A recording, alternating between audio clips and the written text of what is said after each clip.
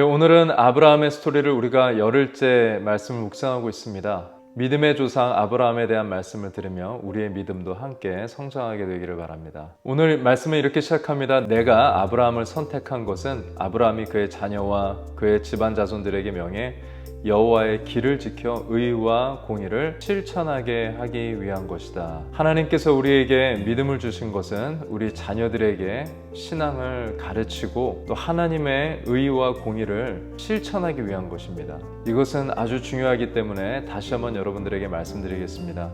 하나님께서 우리를 선택하셔서 믿음을 주신 것은 자녀들이 하나님의 의와 공의를 실천하는 데 있습니다. 하나님은 저희들에게 큰 명령을 주신 것이 아닙니다. 가정부터 시작하라는 것입니다. 저는 어제 우리 아이들에게 한번 크게 호통을 쳤습니다. 교회를 존중하거나 또 하나님에 대해서 존중하는 마음이 전혀 없어 보여서 거기에 대해서 크게 호통을 쳤습니다. 남의 집에 가서도 하지 말아야 할 행동을 교회에서 하고 하나님의 교회를 존중하는 자세가 전혀 없어 보이니 한 번은 정신 차리도록 혼내는 것이 필요해 보였습니다. 저는 이 외에도 당연히 신앙생활로서 모범을 보여야 할 책임을 가지고 있죠.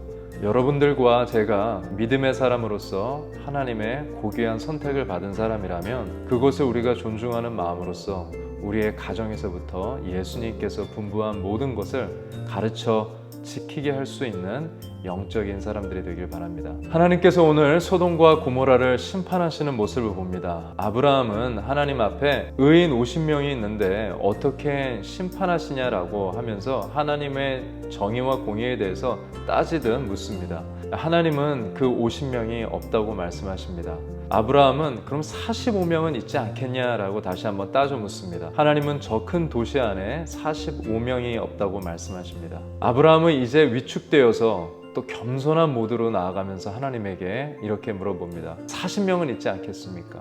없다고 하니까 30명, 20명, 10명으로 줄여졌습니다. 결국 10명도 없다고 하니 아브라함은 자기의 곳으로 돌아갔습니다. 아브라함이 보는 것처럼 하나님께서는 급하게 심판하시는 하나님이 아니십니다.